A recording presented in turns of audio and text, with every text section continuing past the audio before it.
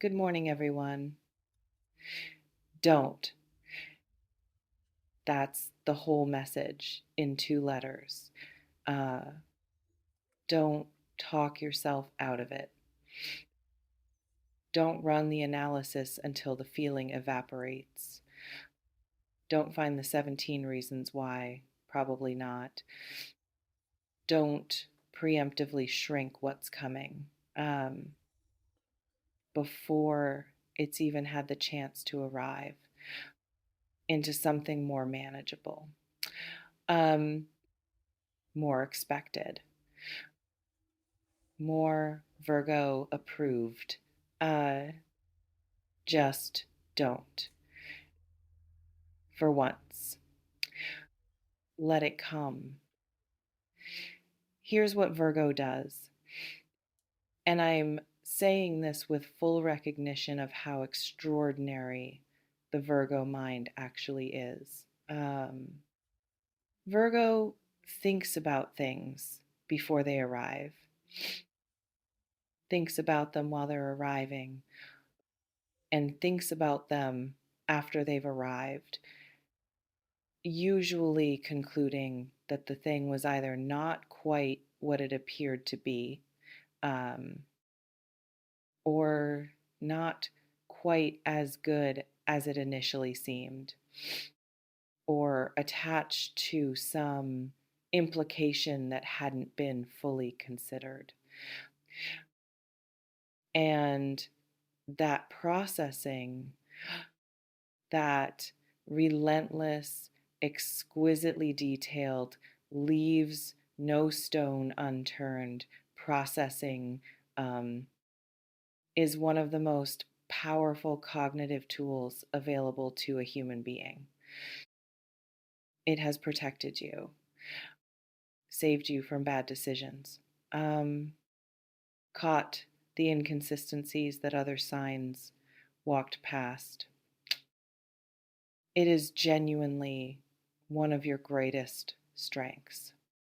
Uh, and it has also, um, in specific moments, in specific seasons, talked you out of things that were real, uh, things that were good, um, things that would have held if you had let them land rather than dissecting them before they could establish roots. This is one of those moments um, where the tool, magnificent as it is, needs to be set aside um, just temporarily, um, just long enough to receive what's coming before the analysis begins. Not permanently, temporarily. And that distinction, um, temporary, not permanent, is important. Um, because Virgo doesn't do well with being told to stop thinking entirely. Um, but Virgo can do delay, think later, feel first, um, then think in that order. Um, for once, the surprising part. Let's sit with that because surprising, for Virgo specifically, is a complicated experience. Virgo doesn't love surprises, not in the general sense, because surprises, by definition, arrive without the preparation that makes Virgo feel safe in a situation, without the research phase, um, without the advance information that allows for the careful calibration of expectations um, without the time to have already considered 17 possible outcomes, so that when one of them arrives, it feels like territory already mapped rather than territory being navigated in real time. Um, a surprise puts Virgo in real time, unequipped, having to respond from instinct rather than from analysis. Um, and that for someone whose instinct is usually to analyze before responding is genuinely uncomfortable. Uh, so, the first thing that happens when the surprising thing arrives, well, is that Virgo immediately tries to make it not a surprise anymore, to catch up, um, to rapidly gather information, to find the frame that makes this legible, categorizable, handleable. And in that rapid framing, uh, that urgent attempt to make the surprising thing familiar, the wrong frame sometimes gets applied.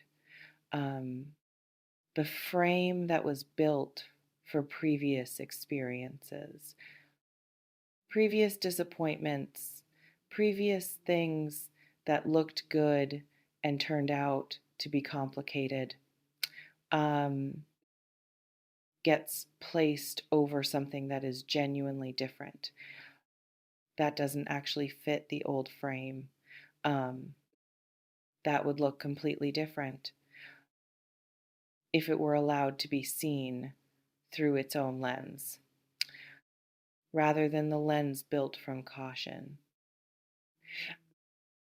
Don't apply the old frame. Um, Not yet. Let the surprising thing exist for a moment in its own right, uh, without the overlay of what previous surprising things turned out to be. Because this one, whatever it is, deserves to be assessed on its own terms, um, not on the terms of everything that came before it. This reflection invites you to consider what is the old frame, the specific lens built from specific previous experiences that you tend to apply to good things when they arrive unexpectedly.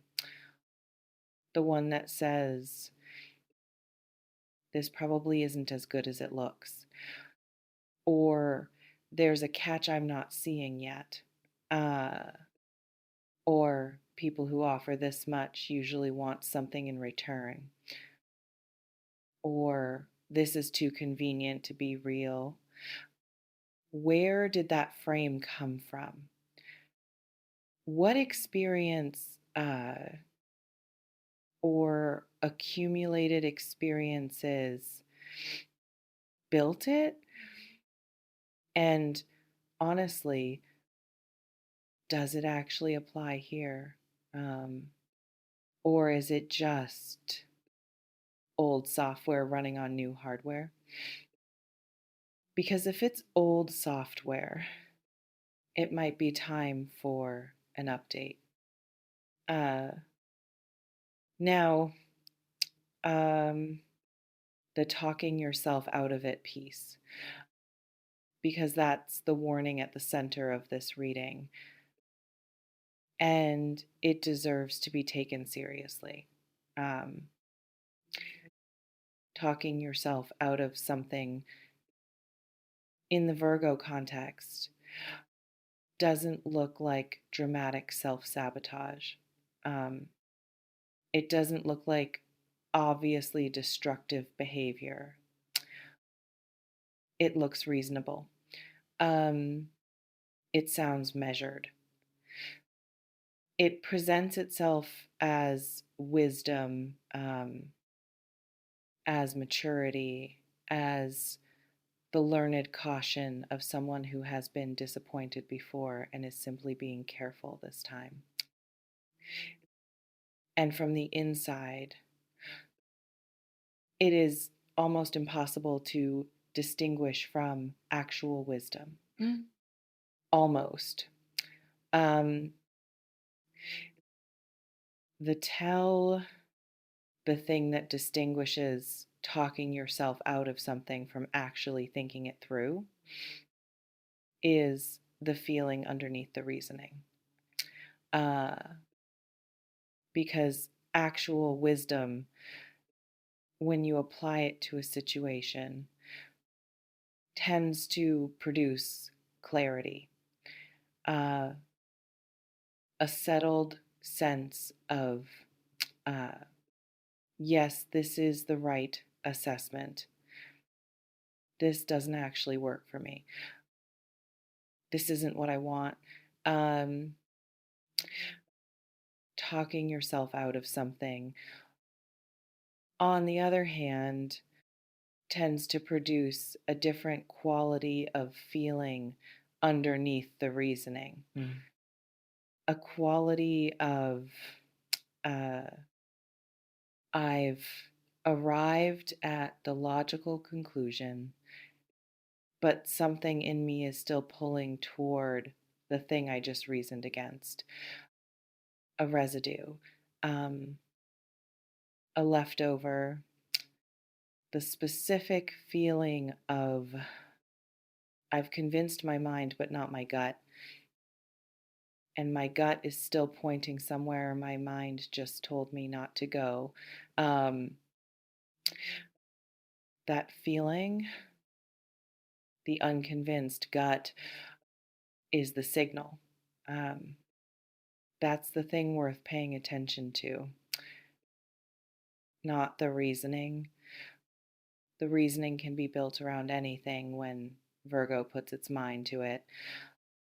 The gut, uh, the residue, and the thing that's still pulling even after the conclusion has been reached.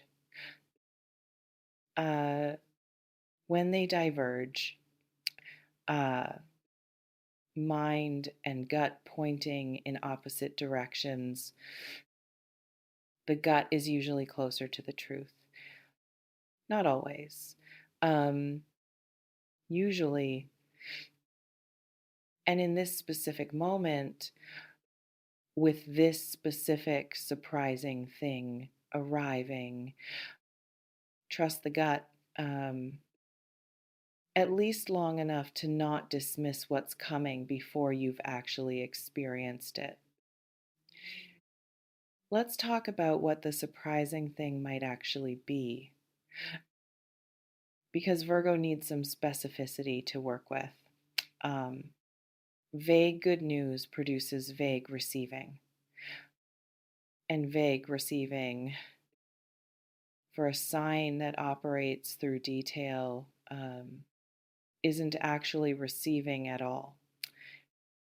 It's just being in the vicinity of something without fully taking it in. The surprise might be relational, uh, someone arriving or re arriving in a way that doesn't fit the story you'd written about them or about that connection. Someone behaving differently than the pattern suggested they would. Someone saying something or doing something that requires you to update your assessment of where things stood. And the update, if you allow it, produces a different possible future than the one you've been calculating from. Don't talk yourself out of the update. Let the new information be new information. rather than immediately finding the way to make it consistent with the old story.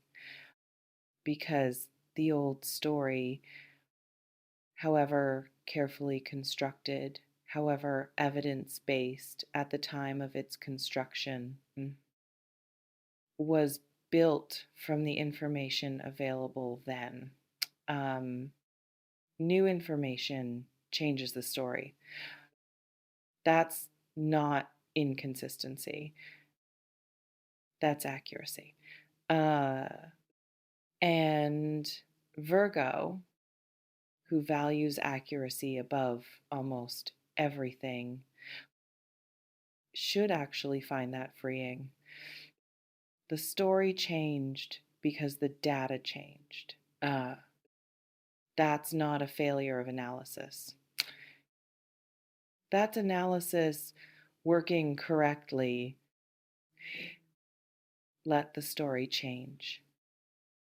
Uh, or the surprise might be professional, an opportunity that doesn't fit the expected form, that comes through an unexpected channel, uh, that is structured differently than what you'd imagined, um, and therefore immediately triggers the Virgo response of, this isn't quite right. This isn't quite what I was looking for. Let me find a way in which this doesn't actually work. Uh, and maybe it doesn't work. Maybe after genuine assessment, not the reflexive dismissal that can masquerade as assessment, it turns out to be genuinely not the right fit. Um, that's allowed. Um, that's fine. But genuine assessment, the kind that stays open long enough to actually see what's there, requires not having already decided before the looking begins. Look first, decide after, um, in that order, not the other way around. This reflection invites you to consider, when was the last time you talked yourself out of something and later wondered whether you'd been right to? Not the times when the caution was clearly correct, the ambiguous ones. Um, the times when the reasoning was solid, but the gut never fully quieted. The times when something in you, um, months later, in the quiet, still wondered about the road not taken. What was the pattern in those moments? What were you protecting yourself from? Uh, that, in retrospect, um, may not have required quite as much protection as you gave it, because understanding the pattern, the specific version of self protection that shows up as analysis, um, is what helps you recognize it in real time when it tries to run the same program on this surprise. Here's what the surprise is going to need from you, um, practically, specifically, in the moment of its arrival. It's going to need a pause before the verbal processing begins. The specific pause of someone who has learned or is learning to let the feeling exist before the analysis begins. Not a long pause, a breath, a moment of, let me actually feel what I feel about this before I decide what I think about it. Um, and it's going to need honesty with yourself about what the feeling actually is, um, not what it should be, not what the analysis concludes it is, what it actually is in the body, um, before the mind has had a chance to process it into something more socially acceptable or more consistent with your previous conclusions. And it's going to need, uh, possibly most importantly, the willingness to say, I don't know yet.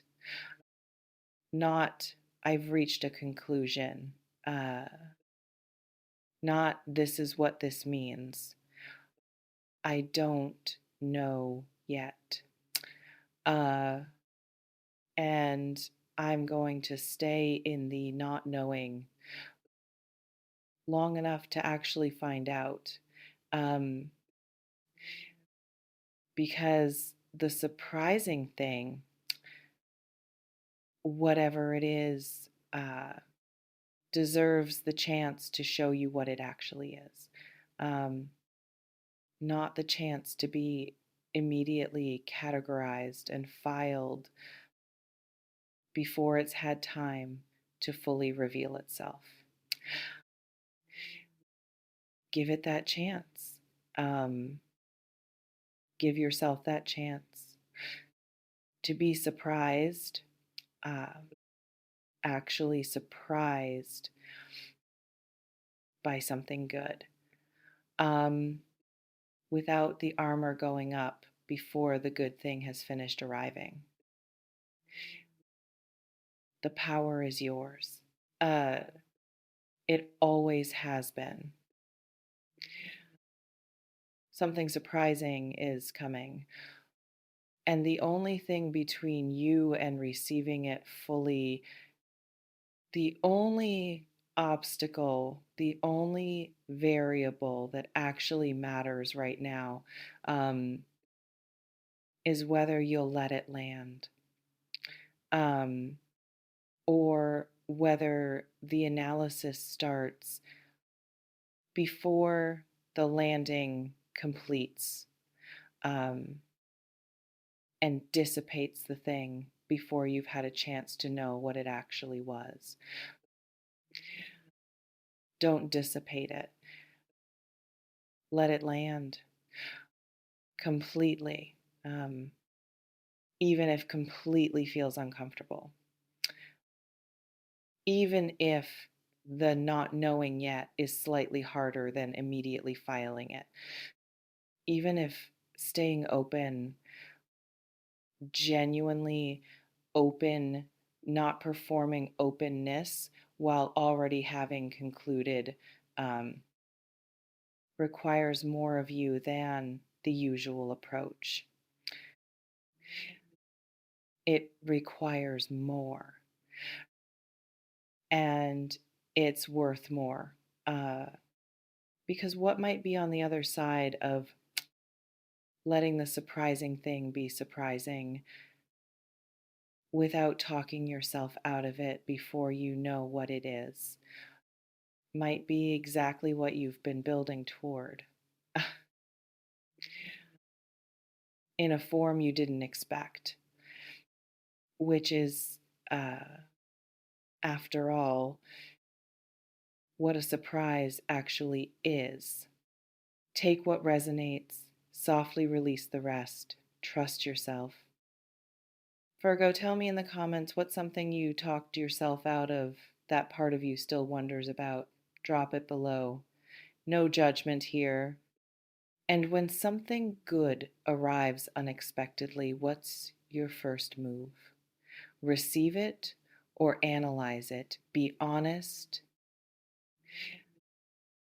That's everything today. When it comes and it's coming, just let it. That's the whole assignment. Um, just let it. See you soon.